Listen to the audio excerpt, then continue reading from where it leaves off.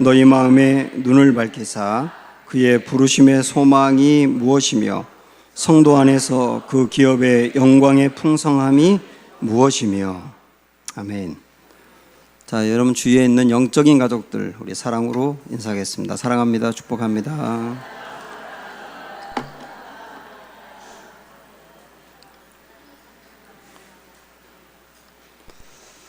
네, 오래전에 발간됐던 웨인 다이어라고 하는 사람이 쓴 마음의 습관이라고 하는 책이 있습니다. 이분이 심장마비로 쓰러져서 상당히 긴 기간 동안 누워 있으면서 마음을 관리하고 다스려 가지고 그 어려움을 극복하거든요. 그래서 그런 과정들을 쭉 써내려가고 있는 책입니다.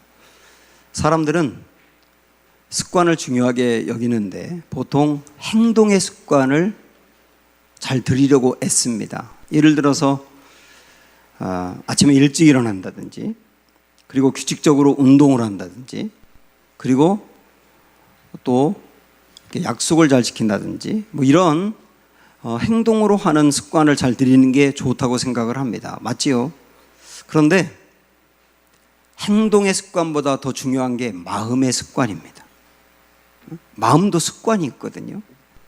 어떤 위기를 만났을 때 그 사람의 마음의 습관대로 하는 거예요. 누군가로부터 상처를 받으면 역시 상처를 받았을 때도 마음의 습관대로 합니다. 그리고 이 속에서 끓어오르는 분노가 있을 때도 그 분노가 생기면 역시 마음의 습관대로 가는 겁니다. 그래서 이 마음의 습관을 잘 다져야 행동이 변한다, 그렇게 보거든요. 우리 마음의 습관이 중요하다는 말은 다르게 이야기하면 그냥 쉽게 마음이 중요하다는 뜻이에요. 마음이 썩으면 행동이 썩게 돼 있고, 마음이 맑으면 행동이 맑습니다. 우리의 삶이 변하려면 마음이 먼저 바뀌어야 되거든요. 그래서 물이 썩으면 물 근원을 고쳐야 되는 것처럼, 그 나무가 열매를 맺지 못하면 나무의 뿌리를 치유해야 되는 것처럼, 사람의 삶에 문제가 생기는 것은 마음을 고쳐야 되는 겁니다. 사람과의 관계에서도 마음이 중요한데, 부부가 함께 살면서도 마음이 떠나면 남과 같습니다. 일도 중요한데요, 일도 내 마음이 내키면, 내 마음이 내키는 상태로 일하면 무거운 것을 들어도 가벼운 겁니다. 그런데 마음이 없이 일을 하면 가벼운 걸 들어도 무거워 보이는 거예요.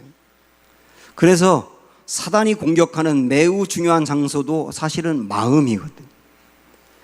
그래서 우리는 잠언서 4장 23절에 있는 이 말씀을 마음에 중요하게 새기셔야 됩니다. 무릇 지킬 만한 것보다 것 중에 더욱 뭐라고 그러셨어요? 내 마음을 지키라. 생명의 근원이 이 마음에서 난다는 겁니다. 그래서 사실은 마음이 떠나면 끝이고요, 마음을 잃으면 끝이고, 마음이 식어도 끝입니다. 그래서 더욱 지킬 때 마음을 지키셔야 되는 거예요. 교사가 처음 학교 출근할 때 우리 아이들 이렇게 양육해야 되겠다 하는 그 마음이 식어버리면 소명감을 잃게 됩니다. 정치인이 정치에 처음 발을 들일 때 내가 이렇게 깨끗한 정치인이 되어야 되겠다, 이런 마음을 잃어버리면 타락하게 됩니다. 목사가 목사 안수를 받을 때 다 이렇게 눈물을 흘리면서 받거든요. 앞으로 이런 목사가 되겠습니다. 그런데 그 초심을 잃어버리면 사꾼의 목자가 되는 겁니다. 그래서 매우 중요한 게 뭐냐? 마음을 지키는 거예요. 신앙생활에도 마음이 굉장히 중요합니다. 사실 우리가 믿음이라고 하는 것의 장소가 어디냐면 마음이거든요. 믿음은 마음으로 갖는 것이거든요. 그래서 오늘 말씀에서는 이 마음이 매우 중요한데, 이 마음에도 눈이 있다고 이야기를 하고 있어요. 자, 우리 한번 읽어볼까요? 시작. 너희 마음에 눈을 밝히사 그의 부르심의 소망이 무엇이며 성도 안에서 그 기업의 영광의 풍성함이 무엇이며. 여기 보면 우리가 기도해야 되는데 마음의 눈을 밝혀달라고 기도하라는 내용이에요. 근데 마음에 눈이 있다 그랬거든요. 지금 이 육신의 눈이 있는데 육신의 눈은 사물을 볼 수 있습니다. 그런데 보이지 않는 것을 보는 것은 마음으로 보는 거예요. 그것도 마음에 눈이 있는 겁니다. 그래서 마음의 눈이 밝아지는 게 얼마나 중요한지 성경에 있는 세 군데 예를 한번 여러분 들어볼까요? 먼저 시편 13편에 보면 다윗이 큰 고난을 만났습니다. 하나님께 기도하는 게 뭐냐면, 주여 언제까지입니까? 내가 이 고난을 언제까지 당해야 되는 겁니까? 그러면서 한탄하면서 도와달라고 말하다가 갑자기 그가 깨닫고 이렇게 기도하거든요. 3절 보시면 여호와 내 하나님이여 나를 생각하사 응답하시고 그 다음에 나의 눈을 밝히소서. 그리고 그 다음 이어서 뭐라고 말하냐면 두렵건대 내가 사망의 잠을 잘까 하오며 그랬어요. 고난을 당할 때 고난도 힘들지만 잘못하면 고난 때문에 사망의 잠을 잔다는 겁니다. 그 말은 뭐냐면 영혼이 침체에 빠진다는 거예요. 영혼이 침체에 빠지면 큰일 나기 때문에 이 다윗이 기도하는 게 뭐냐면 주여 내 마음의 눈을 밝혀달라는 거예요. 마음의 눈이 밝아야 고난 중에도 영적인 침체에 빠지지 않는다는 얘기죠. 이게 이렇게 중요한 겁니다. 그 다음에 또 하나 보면 아브라함이 하갈이라고 하는 그 여자 사이에서 이스마엘을 낳았지 않습니까? 그런데 그 집안에 자꾸 이게 분란이 생기니까 아브라함이 하갈과 이스마엘을 내쫓았어요. 가면서 이 가죽 부대에다가 음료를 집어넣어주고 먹을 걸 넣었는데 광야로 간 그 하갈과 아들이 시간이 지나면서 마실 물이 떨어진 겁니다. 그러니까 물이 없어요. 사방을 둘러봐도 없어요. 그러니까 하갈이 낙심에 빠져 있어요. 그때 하나님이 이렇게 말씀하시거든요. 이렇게 하셨거든요. 자, 말씀 보시면 하나님이 하갈의 눈을 밝히셨으므로 샘물을 보고 가서 가죽 부대에 물을 채워다가 그 아이에게 마시게 하였더라 그랬습니다. 여기 보면 눈이 밝아졌다 이렇게 나와요. 눈이 밝아지니까 샘물이 보이더라는 겁니다. 물론 없던 샘물이 뿅 하고 생겼을 수도 있지만 전 이 말씀을 보면서 샘물이 있었을 거다. 근데 그게 안 보였던 거다. 근데 하나님이 그의 눈을 밝혀주시니까 그 샘물이 보여서 안고 있는 문제가 해결되더라는 거예요. 사실 우리가 어려운 일을 만나고 그리고 허둥대다 보면 내 눈앞에 것만 보이고 멀리 있는 게 안 보이잖아요. 사실은 문제를 만난 사람에게 답도 주변에 많이 있거든요. 근데 못 보는 거예요. 근데 하나님이 눈을 열어주니까 안 보이던 답이 보이더란 뜻이에요. 우리도 고난을 당하고 힘들고 어려울 때 하나님 앞에 여러분 기도하실 게 뭐냐면 내 눈을 밝혀주셔서 하나님의 답이 보이게 해주세요 라고 기도하셔야 되는 거예요. 눈이 밝아지는 게 이렇게 중요합니다. 또 하나, 예수님이 십자가에서 돌아가시고 난 다음에 엠마오라고 하는 고향에 살던 두 제자가 자기 고향으로 돌아갑니다. 힘이 하나도 없어요. 그런데 한참을 가다 보니 한 분이 옆에 같이 동행해서 셋이 가게 된 거예요. 그분이 부활하신 예수님이거든요. 그런데 이 두 사람의 제자들은 부활하신 예수님이 옆에 있는데 예수님인지는 모르는 거예요. 그러다가 집에 들어가서 그들의 눈이 밝아지는 이야기가 나옵니다. 자, 말씀 보세요. 그들과 함께 음식 잡수실 때에 떡을 가지사 축사하시고 떼어 그들에게 주시니 그들의 눈이 밝아져 그인 줄 알아봤다 그랬어요. 분명히 옆에 계신데 예수님이 안 보이던 그들이 눈이 밝아지고 나니까 부활하신 예수님이 보이고 믿게 되는 겁니다. 그래서 저는 이 말씀을 보면서 저나 여러분이나 여기서 부활하신 예수님을 우리 믿지 않습니까? 안 봤는데도 부활하신 게 믿어지고 내가 부활한다는 것도 믿어지지 않습니까? 왜 그런가요? 마음의 눈이 밝아진 거예요. 하나님이 우리의 마음의 눈을 밝게 하셔서 그 놀라운 사실을 믿게 됐단 말입니다. 교회를 다니는데 아직까지 부활이 믿어지지 않는 분들도 있을 거예요. 얼마나 고민이 많이 되시겠습니까? 여러분 기도하실 때 뭘 하셔야 되느냐면 주여 제자들의 눈을 밝게 하셔서 그인 줄 알아본 것처럼 우리의 눈도 저의 눈도 밝게 하셔서 부활하신 예수님을 보게 해 주십시오. 기도하셔야 되는 거예요. 결국 이건 무슨 얘기냐면 우리가 믿음을 가져야 되는데 믿음은 언제 생기느냐면 주님이 내 마음의 눈을 밝혀주셔야 생긴다는 얘기가 되는 겁니다. 우리가 앞에서도 에베소서 1장을 보았습니다마는 예수님이 나를 위해서 죄값을 치르고 심판을 당했다는 것을 내 마음으로 받아들이기 위해서는 뭐가 필요하다 그랬냐면 지혜와 총명이 있어야 된다 그랬어요. 그리고 지난 시간에 보았지만 하나님을 우리가 인격적으로 만나는 것, 그냥 하나님을 아는데 지식으로 아는 게 아니라 만나서 아는 것도 뭐가 있어야 된다 그랬어요? 지혜와 계시의 영이 있어야 된다 그랬어요. 그 똑같은 말이 오늘 말씀에 뭐라고 표현되고 있냐면 눈이 밝아져야 된다, 이렇게 표현되고 있는 겁니다. 그러므로 내가 구원에 관련된 믿음뿐만 아니라 성경에 있는 이 말씀들이 내게 믿어지기 위해서 반드시 필요한 게 뭐냐? 뭐라고요? 마음의 눈이 밝아져야 된다. 그걸 누가 밝게 하는 겁니까? 하나님 밝게 하는 거예요. 그래서 우리가 이 믿음을 갖는 경로를 가만히 보면 내가 결단하고 내가 선택해서 믿음을 갖는 게 아니고 믿음도 주님에 의해서 주어지는 거예요. 우리 한번 말씀 보시면 로마서 10장에 그 유명한 이 말씀, 누구든지 주의 이름을 부르는 자는 구원을 받는다 그랬어요. 주의 이름을 부르면, 예수님의 이름을 부르면 구원을 받는다 그랬는데, 여기 예수님의 이름을 부른다는 말은 다르게 이야기하면 예수님을 믿는다는 뜻이에요. 그래서 그 다음 나오는 말씀 보면은 그런즉 그들이 믿지 아니하는 일을 어찌 부르리요. 내가 예수님을 나의 구원자로 부르고 하나님으로 부른다면 믿기 때문에 부르는 거다. 자, 믿음은 뭐 때문에 생긴다고요? 우리가 주님을 부르는 거 뭐 때문에 생긴다고요? 믿음 때문에 생긴다고요. 그러면 믿음은 내가 결단해서 갖는 것이냐? 내가 선택하는 것이냐? 그 다음 나온 말씀 보시면 여러분 순서 하나하나가 중요합니다. 듣지도 못한 일을 어찌 믿으리요? 내가 믿게 된 건 어떻게 믿게 됐다고요? 누군가가 나에게 들려주었기 때문에 믿은 거다. 응? 그렇지 않습니까? 그러면 들려주는 건 또 어떻게 가능하냐? 그 다음 말씀 보시면 전파하는 자가 없이 어찌 들으리요? 내가 듣게 된 건 어떻게 들었다고요? 누군가가 전파해 주어서 들었다고요. 그러면 전파한 사람은 또 어떻게 가능했을까요? 그 다음 말씀 보시면 보내심을 받지 아니하였으면 어찌 전파하리요?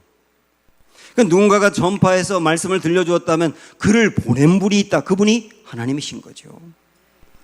그래서 이 말씀을 저는 이렇게 한번 정리를 해봤습니다. 보세요. 내가 구원을 받으려면 예수님을 주님과 구원자로 믿고 고백해야 한다. 당연하지요. 그런데 그 다음에 믿으려면 누군가로부터 들어야 한다. 그런데 들으려면 누군가가 전파해 주어야 한다. 그 다음에는 내게 전파해 준 사람은 보내심을 받아야 한다. 보낸 분이 있다는 거죠. 근데 마지막에 그를 보내신 분이 하나님이시다. 자, 밑에서부터 위로 올라가 보시면 하나님께서 저라는 사람을 구원하고 건져내기 위해서 누군가를 보내신 거예요. 보낸 그분이 저에게 복음의 말씀을 전파해 준 거예요. 전파해 줄 때 저는 들은 거예요. 들을 때 하나님이 믿음을 갖게 한 거예요. 믿을 때 구원을 받게 되는 거예요. 그러면 이렇게 본다면 우리의 구원을 시작하신 이가 하나님이시고 우리의 구원을 위해서 모든 일을 하신 분도 하나님이시고 그리고 구원을 믿을 수 있도록 마음을 여신 분도 하나님이신 거예요. 이 말씀 또 다르게 이야기하면 만약에 여러분 마음속에 갑자기 누군가에게 가서 좀 말씀을 전해야 되겠다 하는 마음이 생긴다면 하나님이 그 사람을 건져내기 위해서 여러분을 보내시는 거예요. 그 말에 순종하고 나아가서 전파하고 들려주다 보면 그 말씀을 들을 때 그 안에 믿음을 생기게 하시는 분이 주님이시라니까요. 자, 이렇게 본다면 우리가 정말 주님께 간절히 기도해야 될 것이 뭐냐면 이겁니다. 따라하세요. 주여, 내 마음의 문을 열어주옵소서. 아직까지 이 구원이라든지 이 복음의 진리가 내 마음으로 믿어지지 않는 분들은 더욱 기도하셔야 돼요. 주여, 내 마음의 문이 닫혀 있사오니 하나님이 열어주옵소서. 우리가 이렇게 기도해야 될 이유가 뭔지 아십니까? 디모데전서 2장 4절에 보면 하나님은 모든 사람이 구원받기를 원하시고 진리에 이르기를 원하신다고 하셨어요. 이게 하나님의 마음이기 때문에, 그러므로 사랑하는 여러분, 우리가 꼭 해야 될 기도, 주여 내 마음의 문을 열어 주옵소서. 주님이 우리의 마음의 문을 여시면 믿음이 생기는 겁니다. 그런데 믿음만 생기는 게 아니라 그 다음 오늘 말씀 보시면 이것도 생겨요. 자, 시작. 너희 마음의 눈을 밝히사 그의 부르심의 소망이 무엇인지 알게 된다는 거예요. 하나님이 우리 마음의 눈을 밝혀주시면 부르심의 소망을 갖게 된다는 건데요. 이 부르심의 소망이라는 게 뭐냐면 하나님이 나를 왜 부르셨는지 알고 그 일에 소망을 갖는 거예요. 다시, 하나님이 나를 왜 부르셨는지 알고 그 일에 소망을 갖는 게 뭐라고요? 부르심의 소망이라고요. 저는 지난주 휴가 때 강원도 정선에 다녀왔습니다. 거기 강원랜드가 있는 쪽이었어요. 교회가 아주 예쁜 교회 하나가 보여서 그 교회에 들어가가지고 마치 이제 카페도 있기 때문에 차를 마시는데 또 목사님하고 이야기를 하게 됐습니다. 근데 그 목사님이 뭐라고 말하냐면 강원랜드 이 주위에서 1년에 자살하는 사람이 80명이랍니다. 그곳에 와가지고 도박이죠. 그걸 하다가 잃고 난 다음에 좌절해서 목숨을 끊는 사람들이에요. 1년에 80명. 그리고 대부분 그곳에 오는 사람들은 돈이 좀 있는 사람이 온다는 거예요. 그래서 중소기업의 사장들이 그렇게 많다는 거예요. 그래서 그들이 목숨을 끊음으로 그들의 가족은 또 어떻게 되는 것이며, 그리고 그 회사에 다니는 직원들과 그의 가족은 어떻게 되는 것이냐, 그게 걱정돼 가지고 그 교회에서는 그런 자살 방지하는 사역을 하고 있더라고요. 제가 생각을 해봤습니다. 왜 엉뚱하게 그런 데 빠져버리는 걸까? 왜 그 잘못된 길인지 알면서 그런 데 빠지는 걸까? 왜 물질을 엉뚱한 데 허비하는 것이며 시간을 허비하는 거냐?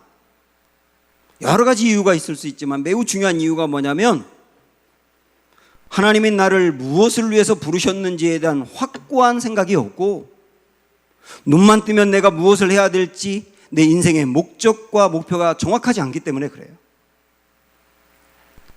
사실 우리 그리스도인들이 반드시 알아야 될 질문이 있어요. 이 세 가지 질문인데, 이 세 가지 질문도 알아야 되고 세 가지 질문에 대한 답도 여러분 가지고 계셔야 합니다. 첫째, 나는 어디에서 왔느냐? 내 존재의 출처가 어디냐 이거예요. 둘째, 나는 앞으로 어디로 갈 것이냐? 내 인생이 끝나는 날이 올 텐데 그 다음은 어떻게 될 것이냐? 다시 말하면 나의 영혼은 어디에서 보낼 거냐예요. 세 번째 질문이 도대체 나는 왜 사냐? 여러분 옆에 있는 사람이 옆구리를 쿡 찌르면서 왜 살아요? 라고 말한다면 뭐라고 대답할 거냐? 이 세 가지 질문입니다. 한번 옆 사람 찔러보시겠어요? 왜 살아? 답이 있어야 되는 거예요. 에베소서 2장에 보면 우리가 정말 마음에 중요하게 붙들어야 될 귀한 말씀이 나와 있습니다. 2장 10절에 보면 이런 말씀이 있어요. 자, 보세요. 시작. 우리는 그가 만드신 바라 그리스도 예수 안에서 선한 일을 위하여 지으심을 받은 자니 이 일은 하나님이 전에 예비하신 우리로 그 가운데서 행하게 하려 하심이니라. 두 가지를 깊이 생각해 보셔야 합니다. 첫째, 우리는 누구라고요? 그가 만드신 사람, 그가 만드신 바, 그가 만드신 바 그랬는데 여기 만드신 바라고 하는 말은 포이에마라고 하는 헬라어를 쓰는데요, 이 말을 영어로 해석하면 시가 되는, 포임이라는 시가 나왔고 더 쉽게 그냥 해석을 하면 작품이라는 뜻이에요. 우리는 누구냐? 하나님의 작품입니다. 상품과 작품은 달라요. 상품은 똑같은 것을 여러 개 찍어낸 겁니다. 근데 작품은 딱 하나밖에 없는 거예요. 온 세상에 딱 하나밖에 없는 게 작품이에요. 그래서 상품은 비교해서 사셔야 됩니다. 똑같은 게 많으니까. 그러나 작품은 절대로 비교할 수 없는 거예요. 그리고 뭐가 낫다고 말할 수 없어요. 여러분 대답해 보시겠어요? 신윤복의 그림이 낫습니까? 김홍도의 그림이 낫습니까? 뭐가 낫다고 할 수 없어요. 왜? 다 하나밖에 없는 작품이기 때문에. 그런데 하나님은 우리를 상품으로 만든 게 아니고 뭐로 만드셨다고요? 작품으로 만드셨다고. 모든 사람을 다 다르게 만드셔서 온 세계 70억 인구 중에 나와 똑같은 사람이 단 한 명도 없어요. 딱 하나, 나밖에 없어요. 그래서 우리는 나는 하나님의 작품으로 만들어졌기 때문에 남과 비교할 필요가 없습니다. 남을 흉내내려고 할 필요도 없어요. 하나님이 내게 해주신 것을 알고 나는 나야 라고 나아가면 되는 거예요. 그리고 우리는 작품으로 만들어졌기 때문에 하나님은 한 작품 한 작품 만드시면서 각 작품마다 뭘 주셨느냐면 사명을 주신 거예요. 그걸 이 말씀에서 뭐라고 말하냐면 자, 선한 일을 위하여 지으심을 받은 자다 이렇게 표현하고 있습니다. 우리를 지으신 게 사랑해서 지으신 것도 있지만 또 하나 뭐가 있느냐면 선한 일을 하라고 지으신 거예요. 선한 일을 하라고 지으셨기 때문에 우리의 사명은 거기에 있는 겁니다. 여기서 선한 일이라고 하는 것은 어려운 사람들을 도와주고 뭐 남을 이렇게 좀 돈으로 이렇게 보살펴주고 이러는 차원의 선한 일이 아니고 여기서 말하는 선한 일이라고 하는 것은 하나님의 뜻입니다. 우리들 한 사람 한 사람을 향한 하나님의 뜻, 그게 뭐라고요? 선한 일이라고. 그것을 내가 알고 그것이 무엇인지를 알고 그 일을 위해서 달려가는 게 중요합니다. 하나님은 우리 한 사람 한 사람을 향한 선한 계획을 가지고 있고 그 계획을 이루기 위해서 이 네 가지를 주셨거든요. 관심, 성격, 경험, 열정. 왜 나는 유독 거기에 관심이 있는 걸까? 왜 나의 성격은 거기에 잘 맞는 걸까? 지금까지 나의 인생을 가만히 살펴보면 왜 나는 주로 그런 경험을 한 것일까? 왜 나는 그것만 보면 내 가슴이 뜨거워지고 열정이 생기는 걸까? 왜 그럴까요? 거기에 부르심이 있는 거예요. 이전에 어떤 사람이 저에게 이렇게 질문한 적이 있었거든요. 목사님은 만약에 다시 태어난다고 해도 목회하실 겁니까?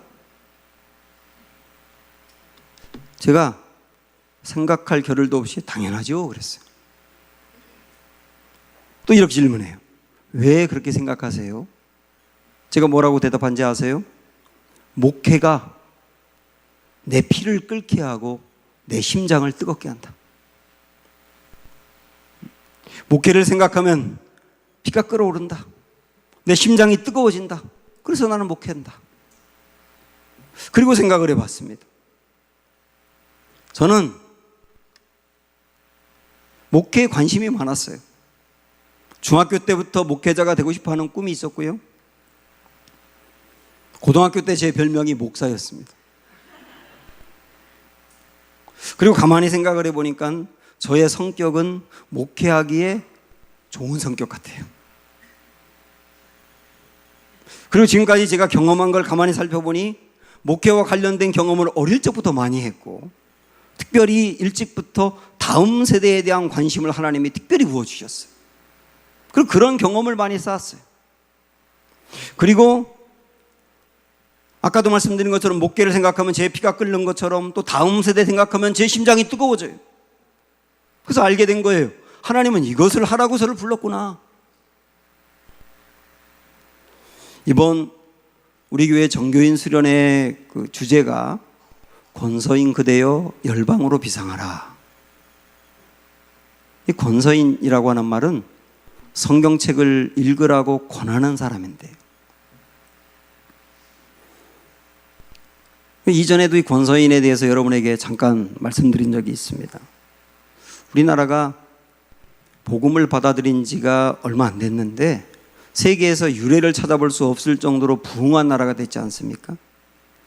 그러게 된 이유가 여러 가지 있는데 그 중에 하나가 뭐냐면 권서인들 때문이에요. 이 권서인들이 성경을 그들이 먼저 배운 다음에 우리 민족이 살려면 성경을 읽고 배워야 된다, 그런 생각을 가지고 아주 특별한 사명을 가지고 전국을 다니면서 사람들이 있는 곳마다 찾아다니면서 말씀을 전했어요. 보침을 들러매고 어디든 사람 있는 곳은 가는 겁니다. 그런데 집신을 신고 다니면서 그게 다르니까 사람들이 없는 데는 맨발로 다니고 사람들이 있는 데는 예의를 갖추기 위해서 신발을 신었다는 거예요. 그래서 권서인들 중에 발이 멀쩡한 사람이 하나도 없었다는 거예요. 이렇게 고개를 숙이면서 허리를 굽이면서 보침을 들러매고 또 사람들에게 가르치다 보니까 허리를 숙여가지고 권서인들 중에 허리가 굽지 않은 사람이 없었대요. 말씀을 전하고 만나는 사람마다 말씀을 전하고 예수님을 전하고, 그게 한국교회 부흥을 일으킨 거예요. 그들이 다니면서 불렀던 노래가 삼천리반도 금스강산, 그게 찬송으로 들어와 있지 않습니까?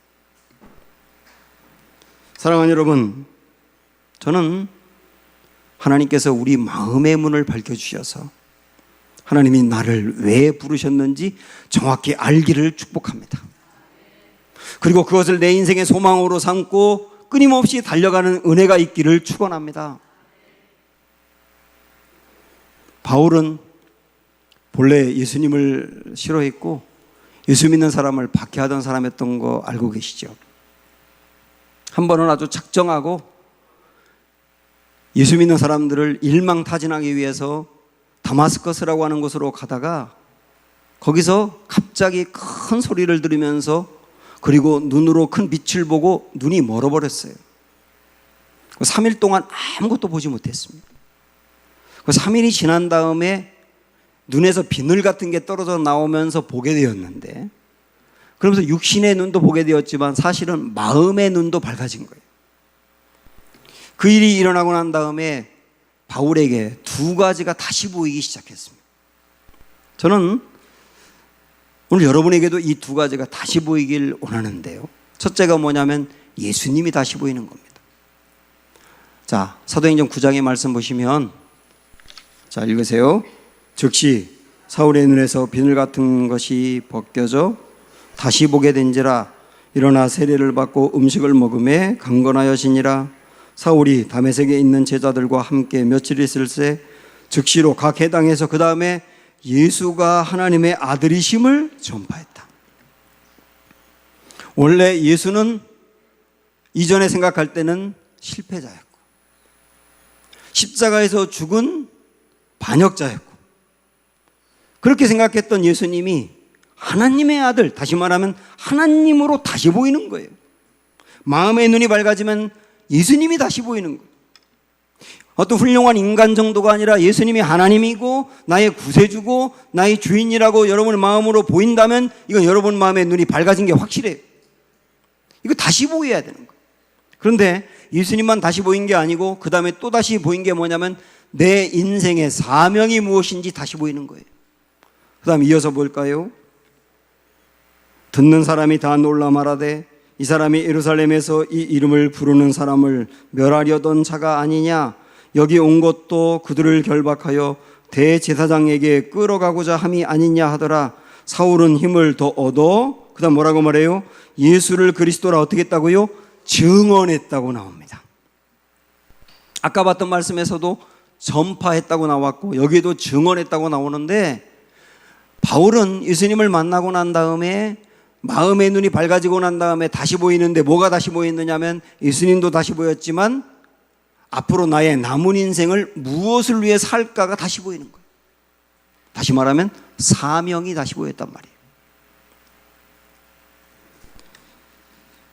사랑하는 여러분, 바울이 3일 동안 눈이 멀어 있다가 다시 보게 된 것처럼 어쩌면 우리에게도 이 3일이 필요하지 않을까 싶습니다.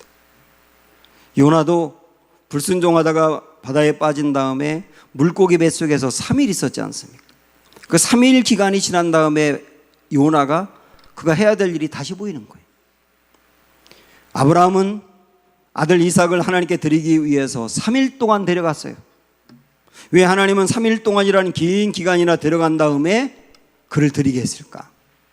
3일 동안 그를 데려가면서 5만 가지 생각이 들었겠지만 결국은 이 이삭도 내 아이가 아닌 거구나. 이 아이도 하나님의 아이인 거구나. 내가 책임질 수 있는 게 아니고 내 마음대로 어찌할 수 있는 게 아니고 하나님이 해주셔야 되는 거구나 하고 내 아이도 내 아이가 아니라고 내려놓는 기간이 3일이 필요했던 거예요. 어쩌면 우리에게도 이 3일이 필요하지 않을까.